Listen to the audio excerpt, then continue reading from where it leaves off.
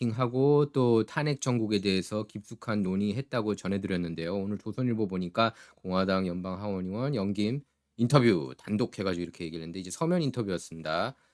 탄핵 세력 북에 유화적이고 중국엔 순응한다. 이거 맞는 얘기예요. 지금 한국의 친중 세력이 너무나 많습니다. 척결해야죠. 척결해야죠.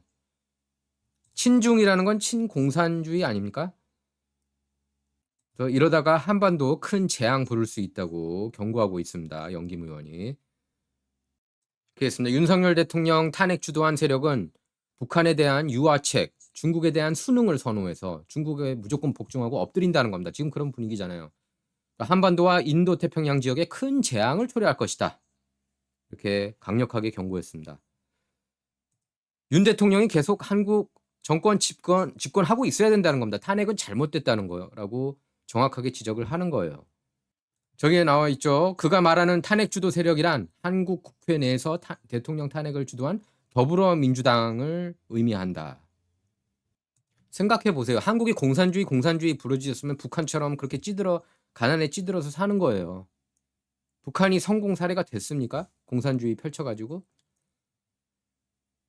근데 제 주변에도 가끔 보면 이렇게 공산주의자들이 있어요. 제 주변이 아니라 제가 보는 사람들 보면은 공산주의자들이 있는데 정신 나간 정말 스포일드된 그리고 막 유토피아를 꿈꾸는 이런 사람들이 자꾸 공산주의 부르짖더라고요. 여기 미국에도 꽤 있어요. 그런 사람들이.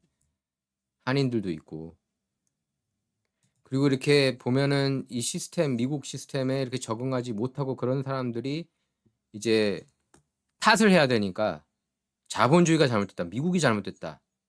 그리고 인종 문제 자꾸 얘기하고 아시안 증오 범죄 막 이런 거 자꾸 얘기하고 그러면 이제 또 공산주의 찬양하고 시스템 내가 공산주의 살았으면 내가 좀 더 행복했을 거야. 이렇게 생각을 또 가는 걸 보게 되더라고요. 사람들 보면은. 마치 자기네들이 진실을 찾았다는 듯이 그렇게 착각을 하고 있어요. 이분들을 보면. 미국이 아니었으면 한국이 경제적으로 발전할 수 없었다는 것은 그건 누구나 인정을 해야 됩니다. 더불어민주당 좋아하시는 분들도 그렇고 친북 인사들도 인정해야 돼요. 그거는 팩트니까. 여기 나오잖아요. 개발도상국이었던 한국이 공여국으로 성장하는 모습을 봤다. 한미 무역협정 통해 양국 관계를 발전시키려 힘썼다. 자, 지난 3일 이렇게 영김 의원이 선서한 모습입니다. 지금 현재 미국의 그 공화당 연방 하원 의원 총 몇 명이죠? 435명입니다. 435명.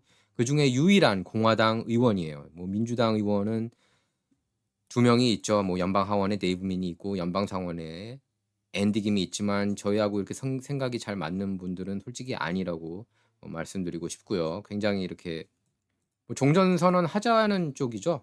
예, 특히 이제 앤디 김 같은 경우에는 한반도 평화 법안 그러면서 그걸 지지하고 있습니다. 그 한반도 평화 법안 종전을 하고 있고 영김 의원은 완강하게 반대하고 있는 거고요.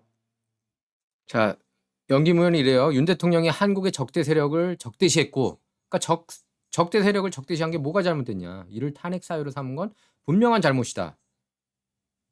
북한, 중국 비판한 게 그게 탄핵 사유가 되느냐? 북중러 불순한 동맹은 자유롭고 개방적인 인도태평양 나아가 전 세계 민주주의를 위협한다. 탄핵 주도 세력은 북한에 대한 유화 정책, 중국에 대한 순응을 선호하고 이는 한반도 안정과 지역 전체에 큰 재앙을 가져올 가능성이 크다. 이렇게 지적하고 있습니다. 또 북한 정권은 약속을 지킨 적이 없다.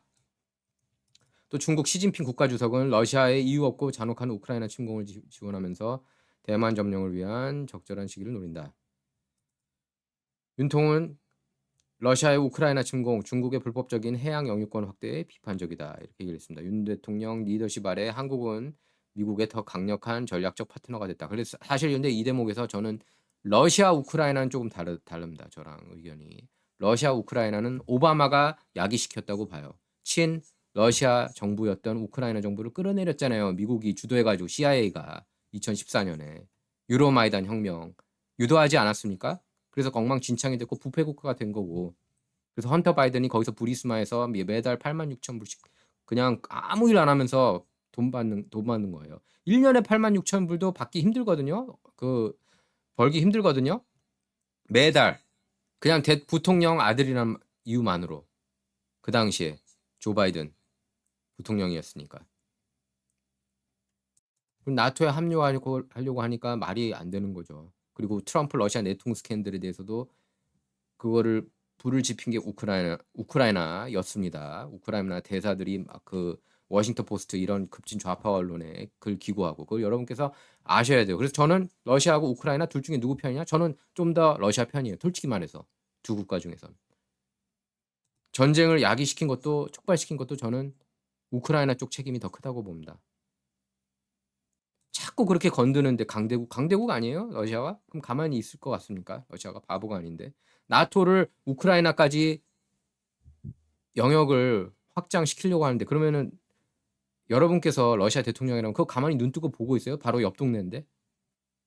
옆 동네에 미국 그 딥스테이트가 여기까지 쳐들어오겠다는데 그거 가만히 있습니까? 우크라이나는 딥스테이트의 메카예요, 메카. 자, 계엄령에 대해서도 이렇게 지적했습니다.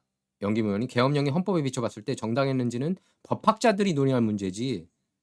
예, 나는 한국 국민 민주주의에 대한 헌신을 믿으며 이 상황을 견디고 극복하리라고 확신한다. 극복하리라고 확신한다는 거는 윤통이 돌아올 것을 확신한다는 얘기예요. 자, 이것도 중요한 대답인데 혼란스러운 정국이 계속되면 북중러는 어떻게 행동할까? 탄핵 주도 세력이 이 상황을 계속 끌어간다면 정치적 혼란과 반미 선전이 한국에서 더 확산되리라고 본다. 북중은 허위 정보를 퍼뜨려 더 큰 심화를 심으면서 한미 동맹을 약화할 기회로 활용하려 할 것이다. 이렇게 지적하고 있습니다. 또 중국이 탄핵 집회에 악의적 영향력을 행사하고 조작된 정보를 소셜미디어에 유포했다는 것에 대해서도 김 의원은 이렇게 얘기를 했습니다. 중국이 실제로 그렇게 관여했어도 놀라울 일은 아니다. 충분히 가능한 일이다. 윤 대통령은 전직 대통령들보다 그러니까 예를 들면 문재인보다 중국에 더 비판적인 태도를 보인 반면 야권, 더불어민주당 야권은 중국에 더 유화적인 입장을 취해왔다. 어제도 제가 얘기했지만 미주 민주참여 포럼 KPEC 거기들 그 단체도 여기 포함되는 거죠. 윤 대통령 탄핵과 한미 동맹 내 갈등은 분명히 중국에 더 이득이 된다. 이렇게 정확하게 100% 정확하게 지적했어요.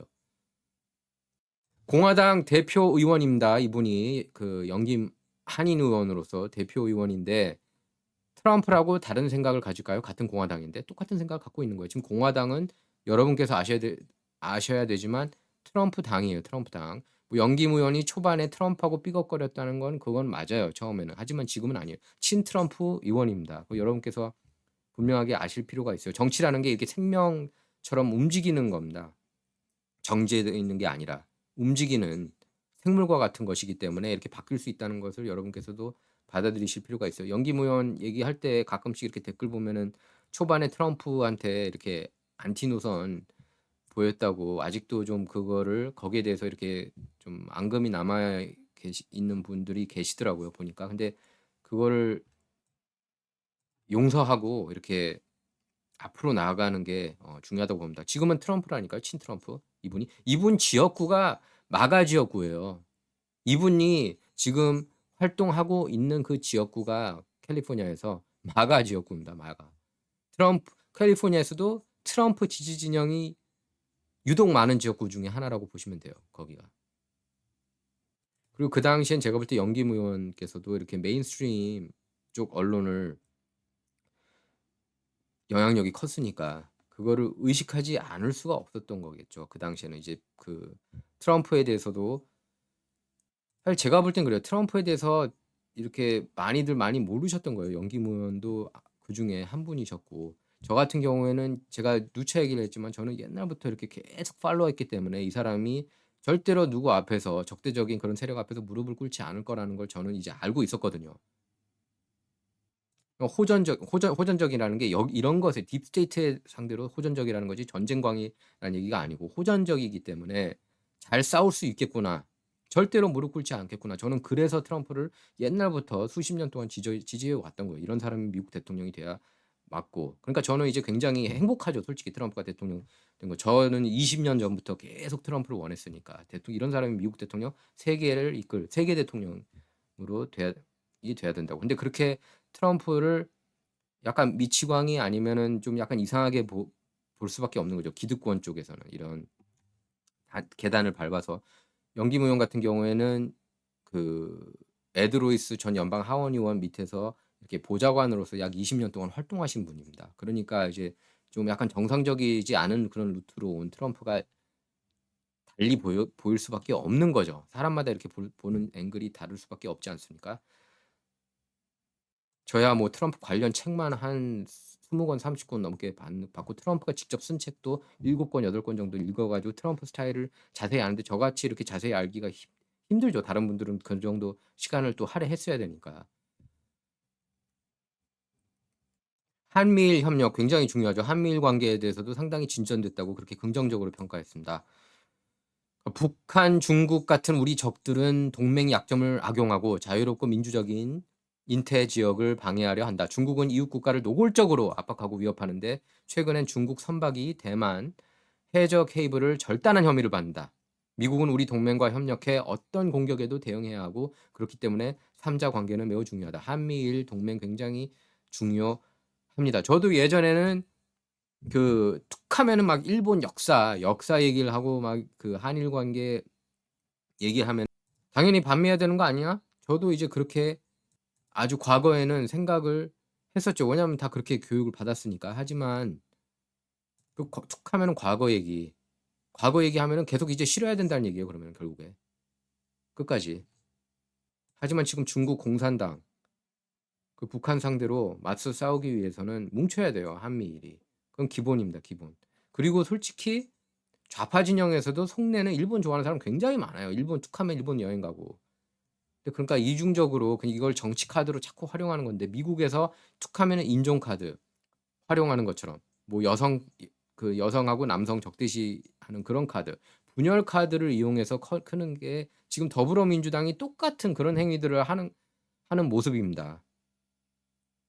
저도 솔직히 예전에 이제 군대에 있고 그랬을 때 한국에 있었을 때는 군사 정권 밑에서 저도 자라 가지고 리버럴한 게 더 좋은 건 줄 알았어요 저도. 그때는 다 그랬겠죠. 뭐 군사 정권이 싫었으니까. 예.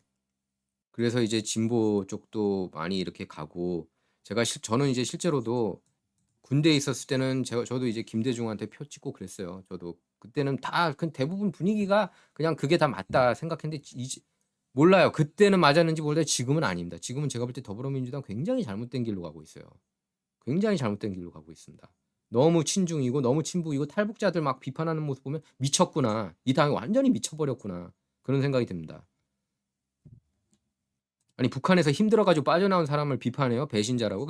그게 미친놈들이죠, 미친놈들. 난 그런 사람들 보면은 그럼 자기네들 직접 가서 살든가 북한에.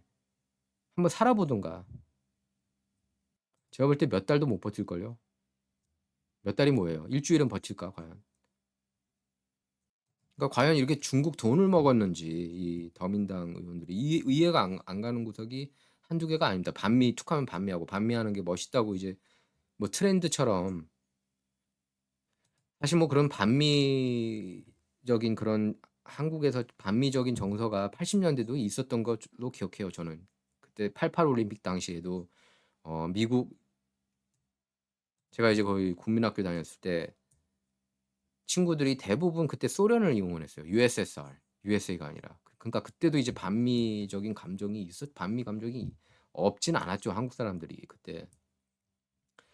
뭐 초강대국 상대로 그런 거부 반응이 아예 없을 수는 없겠죠. 하지만 미국 덕분에 한국이 경제적으로 눈부시게 성장할 수 있었다는 것은 그건 부인할 수 없는 사실이고 미국이 동맹국이고 우리를 도와줬잖아요. 미국이 아니었으면 해방도 안 됐고. 그러니까 미국의 그런 부정적인 면이 없을 수는 없지만 긍정적인 면도 항상 이렇게 밸런스를 맞춰가면서 가야지 보면은 안티 미국, 반미 운동하는 사람들, 친중하는 사람들 보면은 미국의 부정적인 것만 얘기하더라고요. 1 부터 100 까지 하나도 긍정적인 게 없대요, 보면은. 그런 사람들 얘기 들어보면. 밸런스를 맞춰야죠. 전반적으로는 미국은 굉장히 한국한테 좋은 국가다. 저는 그렇게 봅니다. 제가 미국이 긍정적이고 전반적으로 좋다고 얘기할 때 제가 미국 딥스테이트가 좋다는 얘기는 아니에요. 미국 딥스테이트가 좋다는 얘기는 아닙니다. 미국 딥스테이트는 딥스테이트대로 진짜 굉장히 나쁜 놈들인 건 부인할 수 없는 사실이지만 반공 움직임의 넘버 원은 미국이었어요. 미국이었기 때문에 공산주의를 무너뜨릴 수 있었던 겁니다. 미국 아니었으면 공산주의가 덮었어요. 완전히 전 세계에. 그런 점에서 미국에 대한 감사하는 마음은 있어야 된다고 저는 봐요. 예. 고마워할 줄 모르면은 안 좋습니다. 정말. 이제 한국이 먹고 살기 조금 편해졌다고 반미반미하는 게 저는 이제 거부 반응이 일어나더라고요. 거기에 대해서도. 친중하는 사람들 보면은 '이 사람들 스파이 아니야?' 이런 생각이 들 때가 있어요. '중국 스파이 아니야?' 이제 다행히 마르코 루비오 국무장관은 이제 중국에 대해서 좀 그렇게 친화적이지 않죠. 적대적인 분이에요. 예. 한미일 공동 이익을 증진하기 위한 그 중요한 기초임을 이해해야 한다. 그가 캠프 데이빗 합의를 더 발전 확장하리라고 기대한다. 나도 동아태 소위원장으로 한일 동료와 함께 한미일 협력을 발전시키려 한다. 이렇게 밝혔습니다. 그리고 지금은 한미일이 뭉칠 때 일본 사람들은 한국에 대해서 굉장히 긍정적인 생각을 많이 이제 갖고 있는 것으로 보입니다. 특히 젊은 층에서는 아주 케이팝, 케이드라마가 판을 치고 있어 가지고 제가 알고 있기로는 일본의 완전 메인스트림을 꿰찬 걸로 알고 있어요. 한국 연예계가. 그 정도로 일본은 열려 있다고 볼 수 있어요. 한국에 대해서. 물론 뭐 일부 아주 극우들은 좀 모르겠습니다. 생각이 다를 수 있겠지만 전반적으로는 한국에 대해서 긍정적인 생각을 갖고 있는 국가라고 생각합니다. 일본이 이제는. 자, 그리고 트럼프하고 최근에 만났다고 얘기를 했는데 제가 하루 먼저 보도를 했습니다. 여러분께 전해 드렸고요. 지난 주말 차기 트럼프 정부 보좌관들과 한국 상황에 관해 얘기할 기회가 있었다. 나는 한국 대표단을 트럼프 취임식에 초청할 것을 추진했다. 보좌관들한테 한국 상황에 대해서 설명한 거 굉장히 중요합니다. 왜냐하면 트럼프가 바쁜 사람이잖아요, 대통령. 그러니까 보좌관들한테도 이런 얘기들 계속 주입해야지 이거를 상기시킬 수 있는 거죠. 트럼프가 무슨 천재긴 하지만 엄청난 천재긴 하지만 이걸 하나하나 다 사람이라는 게 딱 한순간에 하나만 할 수 있잖아요. 그러니까 보좌관들도 한국이 어떻게 돌아가는지 알 필요가 있다는 거죠. 근데 제가 볼 때는 그래요. 더 힐 기고문 내용 거기에 좀 더 디테일하게 설명한 게 아닌가 싶습니다. 저는 기분이 좋은 게 트럼프가 어쨌든 영김 의원하고 같이 간다는 것. 예, 지금 보면은 대외적으로 비슷한 말을 하고 이건 이제 지난 3일 취임 선서하는 모습인데요. 영김 의원께서. 저는 이제 한국 사람으로서 한인으로서 이런 영김 연방 하원 의원이 연방의회에 있다는 게 저는 자랑스럽습니다.